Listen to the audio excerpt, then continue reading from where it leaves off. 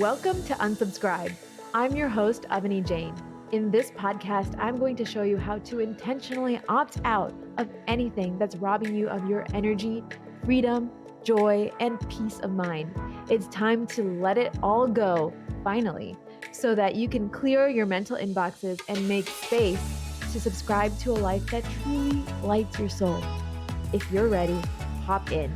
We are embarking on the transformation of a lifetime.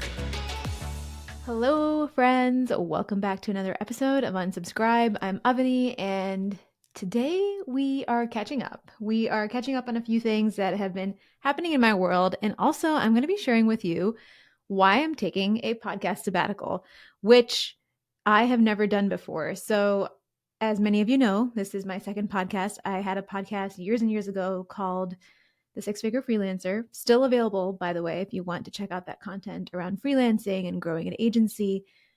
And I never took a break. I never took like a long break when I needed it. And so I'm actually doing that this time, which I'm so proud of myself for doing. We're going to dive into that in this episode. I'm going to be talking about why and how I've downsized my office, which feels really good. And we're going to be talking about living a big, juicy life. Like, I'm talking a big life, one that feels expansive and adventurous and fun and just full of life, literal life every single day.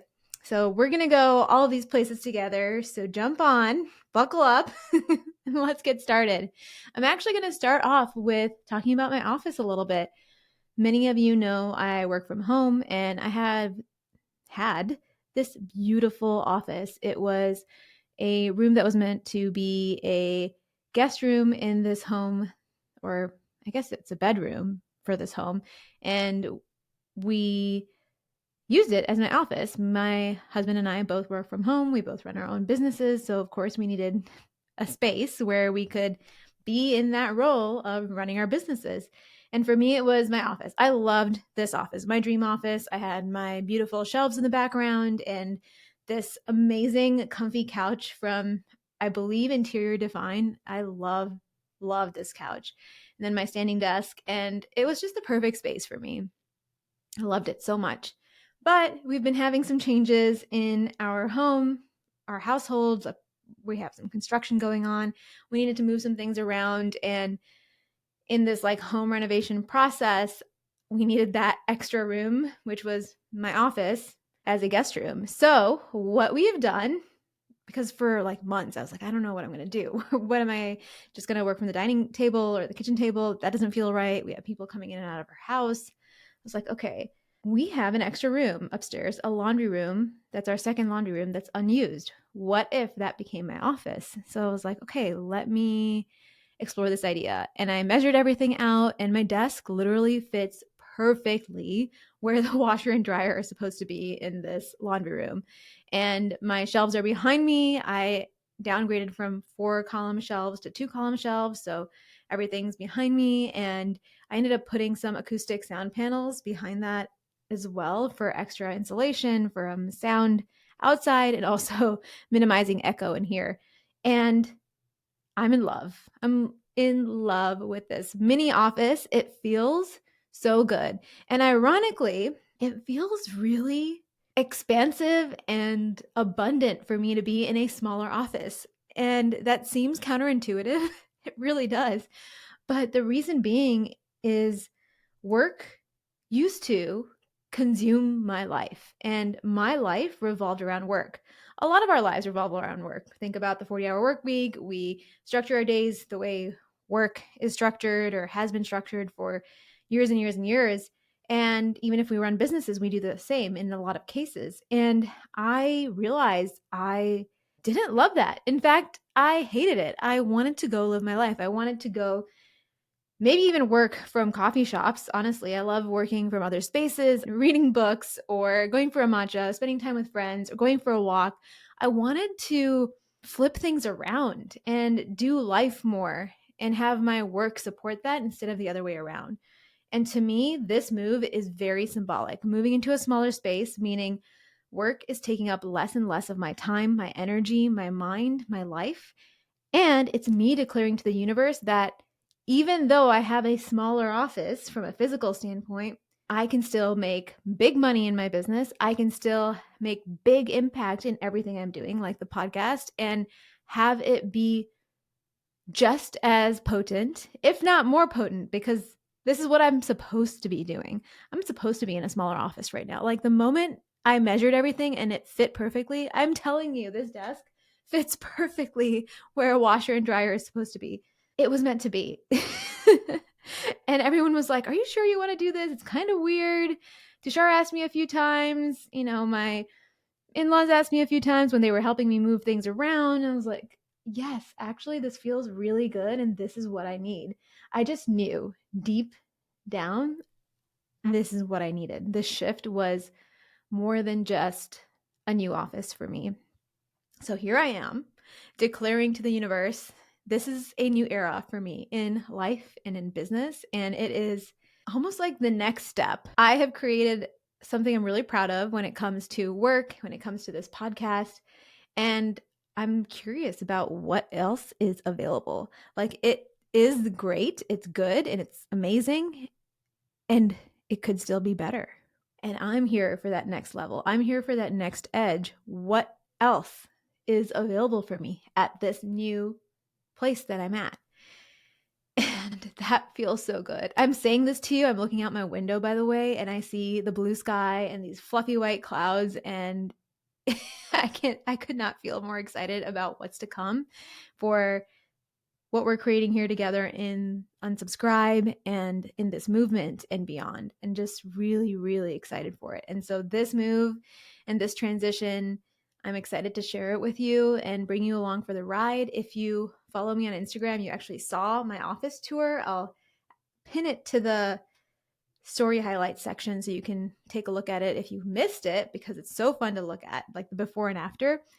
I want to make sure that if you're intrigued or just love home decorating, or if you're just nosy, you can take a look at it and let me know what you think if you have any suggestions. I still have a few things to move around here. I did the acoustic sound panels this weekend, and we have a circuit breaker over here on one side. I'm going to be covering that with some artwork. I think that's the last thing for my background, and then maybe a few other small touches, but it's kind of done. It was a quick project, and I'm in love, like I said earlier. So in this era where I'm thinking about work and life differently, I'm also doing something really, to me, it feels crazy. It feels really crazy. I'm going to be taking a break from the podcast. And I did not think I would be doing this. I thought if I ever took a break, I would pre-record a bunch of episodes, have them queued up. You would never have a pause on your end. And as time went on, I was like, I know I need a break. I need to refill creatively. And summer is a great time to do that.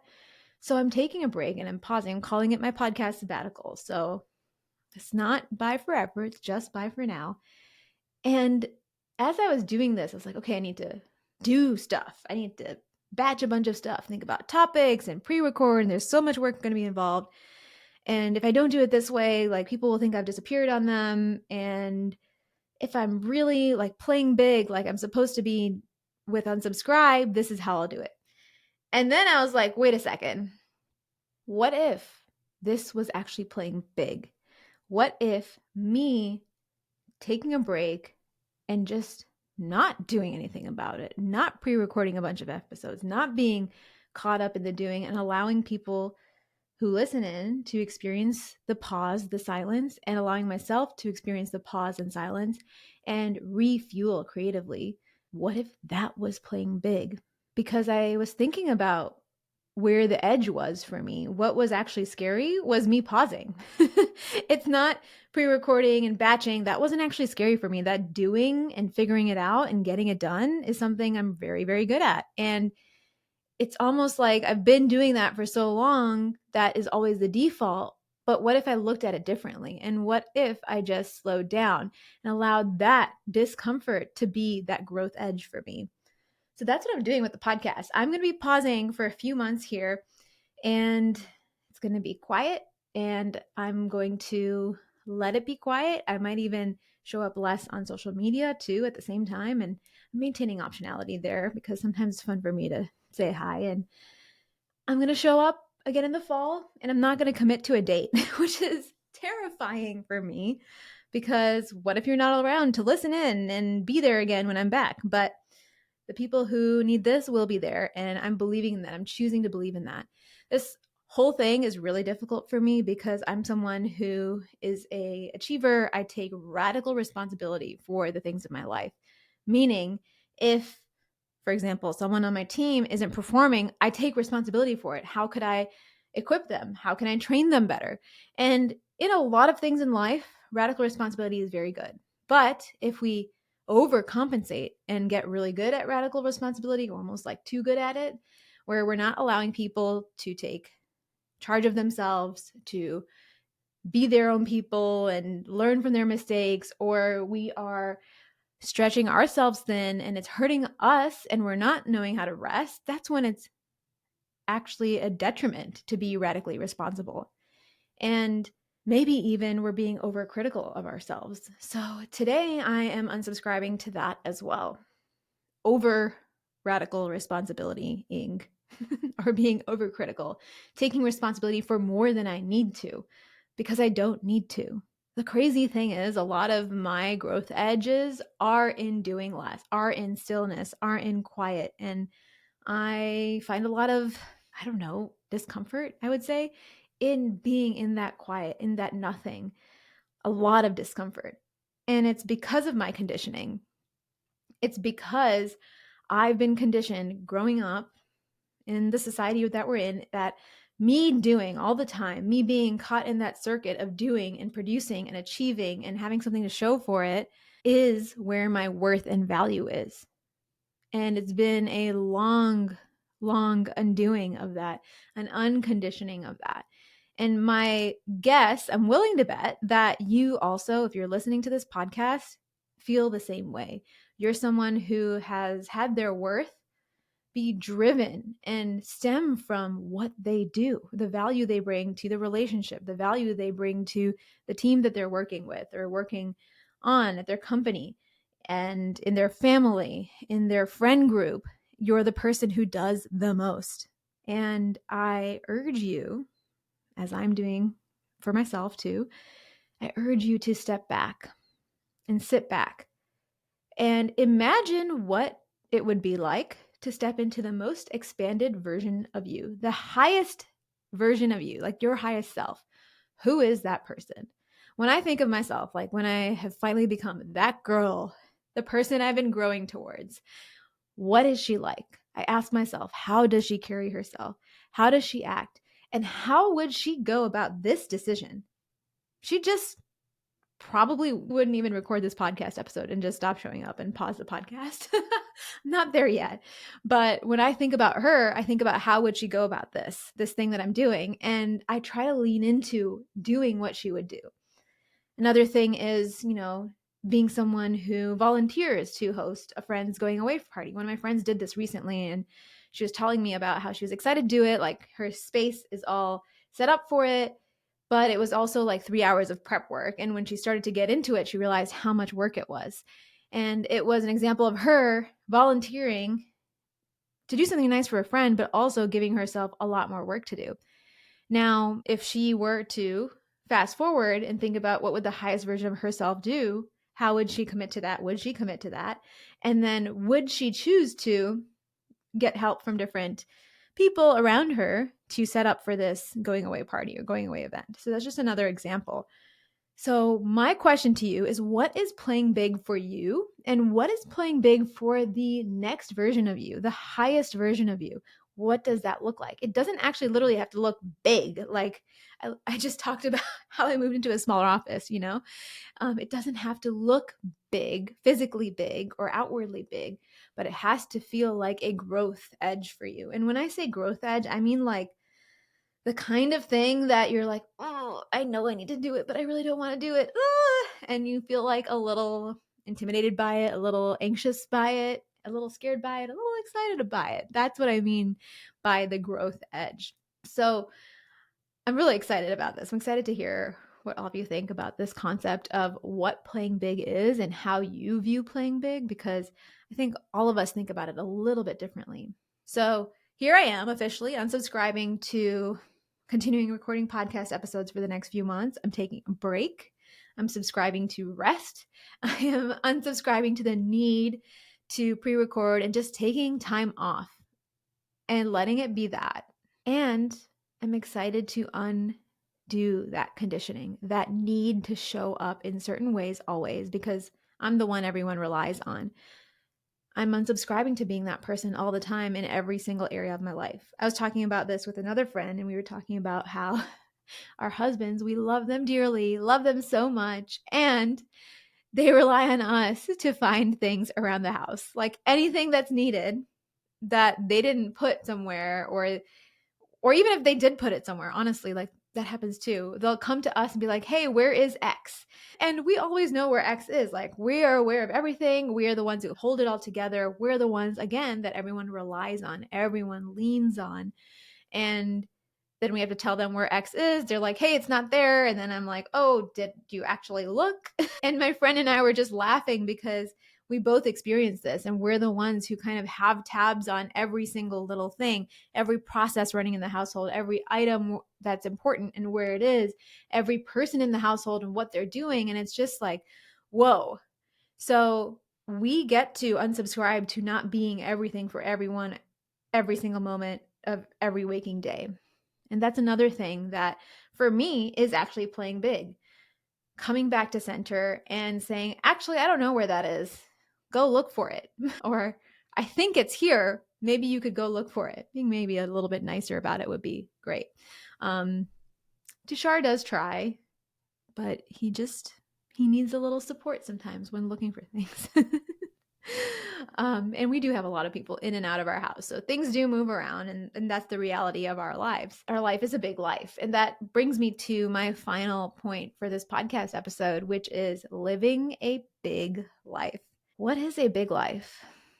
A big life is one that is full of adventure. It's full of people. It's full of laughter. It's full of hosting people and meeting people and socializing and seeing love in your life in different ways, going out, traveling. Maybe you are invited to a lot of events. Maybe you have a lot of events around town that you go to. You're someone that goes and does things in the world. You take your partner, your family with you, and it's a lot happening. And maybe you have a lot of people in and out of your household like we do. Like, it is a busy time for us.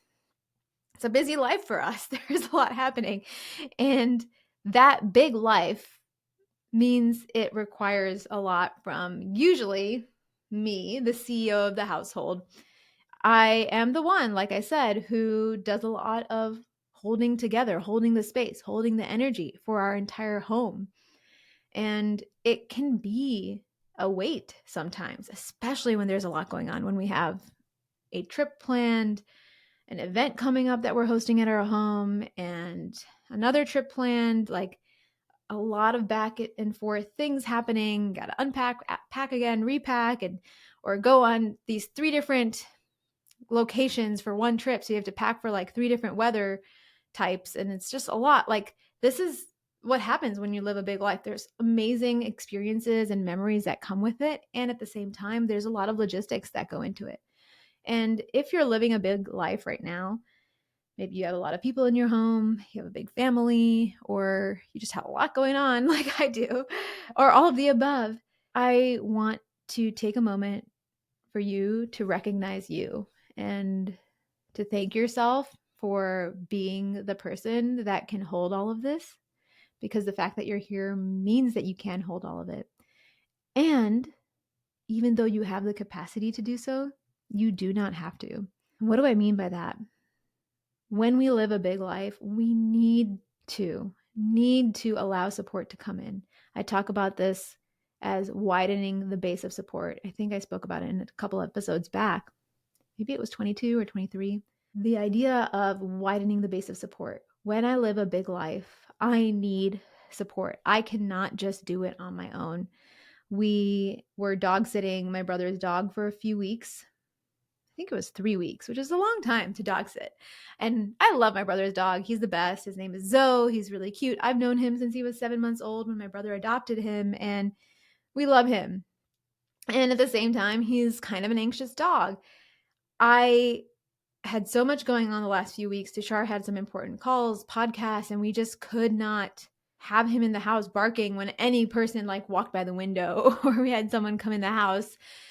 Cleaning team came into the house, our assistant was in the house. Like there's so many people walking in and out, especially on days that we have our service providers in the house. And so each time this happened, Zoe, my brother's dog, would bark, and it was really disruptive to our work. So I decided to widen the base of support and actually hire a pet sitter during the weekdays for Zoe. He came over, picked him up, had him Monday through Friday, and then dropped him back at the end of the week. And then we spent the weekend with him. And I made sure my brother felt good about it before he left. I knew I kind of had a feeling that I would need this extra support. So I tried to line it up ahead of time. And that is an example of widening the base of support. When we live a big life, we just need to allow that help to come in. And there's so many solutions for it. Some that cost money, like a pet sitter, or maybe we could even ask friends. That's something I'm really practicing doing, is asking my friends for help for like, hey, can you come over and help me, finish organizing this thing if I have a friend that likes to organize? Or could you keep me company while I pack for our trip coming up and make packing fun? How can I widen the base of support? We don't do this. Like, we just feel like we have to do it all on our own, especially if you are a high performing individual, an overachiever. You feel like you have to figure it out by yourself. Like I have been that person, and I'm tired of being that person. I realized in order for me to live a big life and feel really good about it, I need to unsubscribe to being the person who figures it out by herself all the time. And that's what I'm doing. I'm allowing the support to come in. I'm calling in new ideas, new opportunities. I was with my friend yesterday for brunch, and she had a bunch of suggestions on how to have more support when it comes to meals, which was such a helpful thing. And she's like, let me email you. And I was also telling her about how I'm craving new connections and friendships. And she was like, well, let me have a bunch of people over for dinner who are like us, because I've been hearing the same thing. And she's an incredible connector. I just admire her so much and love her so much. And she had all these ideas. And I was like, well, yes, I would love to feel supported by you. And I would love to support you too. Like, we need to allow this to come in. Maybe the solutions to making our lives, our big lives, easier are already around us, and we just haven't tapped into them. Another thing is overwhelm. So I've been feeling this a lot right now. We're prepping for a bunch of things this summer, shifting around for house renovation stuff. And I just started to make a gigantic brain dump. I normally do this either on a piece of paper or in Apple Notes, but I've been feeling like I need to upgrade my on the go notes. I always do move them into ClickUp or Notion later. Notion for personal stuff, ClickUp for work stuff. Although that's kind of been changing too. I've been doing ClickUp for personal and work stuff mostly these days, and Notion is just it's like my second brain, my Wikipedia. But anyway, I digress. Going back, I've been using this new app called Superlist. It's so cute. It's mobile first, and I love it because I can just quickly jot down everything that's on my mind. I have this app open, and I'm constantly putting things on there like return X, return Y, buy this, leave this downstairs at the front door for Tushar to go get notarized. All of these little to-do items I'm putting in Superlist, and then later on at my computer, I'm triaging them. So I'm going through the Superlist checklist, completing them if there's something that I can do, like send an email, or adding them to my ClickUp queue so I can do that later. So I'm really creating systems around life, around my admin stuff. I have to get something signed, get a doctor's note. I have to complete and pay a bill. I have to, like, all those little weird things that we have to do at living grown-up lives in this world. I throw them into this system, which is Superlist. You could use Superlist on its own, by the way, if you like it. You have the desktop website for Superlist, which is really great. You can put due dates on it. You can put descriptions in it. You can have sub checklists and everything. But this way of organizing, one, it's pretty aesthetic and cute. The design is cute of the app. And it allows me to bring a system into making sure my big life runs smoothly. So that's been really, really helpful for me. And the last thing about feeling overwhelmed when you are living a big life is sometimes we just need a break. We just need to go outside. We just need to talk to a friend and vent. We just need to go get a matcha and forget everything for a little bit, or honestly take a nap and eat some calories, eat some carbs. It feels really basic, but all of these things can just help us pattern interrupt that cycle, that ticker that keeps like going back and forth in front of our brains, especially when we have something like an item on your to-do list, or 2 items or 10 items on your to-do list that keep coming up. They just keep popping up in your head. This is why I love this system that I shared with you. I love to jot them down and then go do something else for a moment, because that pattern interrupts the like monkey brain jumping up and down that cannot stop. And that's really important for when we just have so much going on in life, and we need to somehow get a handle on it, but also be a real living person that is kind and nice and happy, and because we want to be that, and sane. We need to have these pieces supporting us for that big life. So a lot of what I talk about is having structure that enables flow. These two things work hand in hand. It's the masculine, which is structure, and the feminine, which is flow. And I really believe that both are necessary in order to feel really whole and feel really supported in these areas. So I really hope these ideas were helpful. There is so much more we could talk about. I feel like I'm going to be putting a lot into the vortex of what is this podcast, of what is Unsubscribe in the next few months. And I'm excited to come back. I already have plans to make this podcast even better. And this is what's needed for that. I need that break. I need that space. And I'm going to be refueling the tank and coming back to you with the best episodes ever, the most juicy episodes, the most exciting episodes, and the ideas that I have. I've been writing them down and planning already. I'm excited to get into it, but I also know that I don't have the energy right now to do those things, and I just truly need a break. So I appreciate you all for holding space for me during this break, and I'm holding space for you to take a break too. What are you going to unsubscribe from? What is playing big for you? What is your growth edge? And how are you going to do that in order to live your big, beautiful, expansive, magical life? Let me know on Instagram, and until then, I will see you in a few months.